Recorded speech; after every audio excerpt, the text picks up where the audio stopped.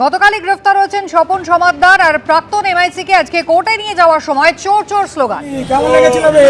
অভিজিৎকে এখন এই চোর চোর এই চোর এই তোলাবাজ এই চোর এই তোলাবাজ খুনি ভাইকে আয় পাড়ায় আয় এবার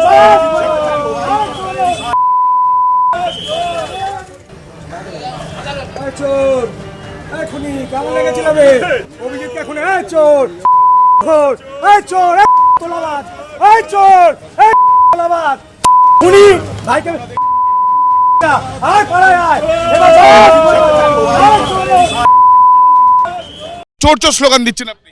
না না, এ তো চোর খুনি তোলাবাজ, একের পর এক ইলিগাল বিল্ডিং করেছে, অভিজিৎ সরকারকে খুন করেছে।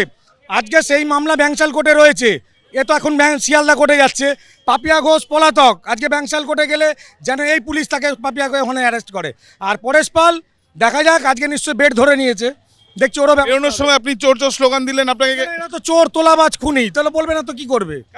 আমরা কথা বললাম বিশ্বজিতের সাথে এবং যেটা দেখা গেল যে উত্তেজনার পরিস্থিতি নারকেলডাঙ্গা থানার ঠিক সামনে, যখন এই বিদায়ী এমআইসি তাকে যখন বা কাউন্সিলর স্বপন সমাদ্দারকে যখন নিয়ে যাওয়া হচ্ছিল, ঠিক সেই সময়। ক্যামেরা শুভঙ্কর লাহার সাথে আবির দত্ত, এবিপি আনন্দ, কলকাতা।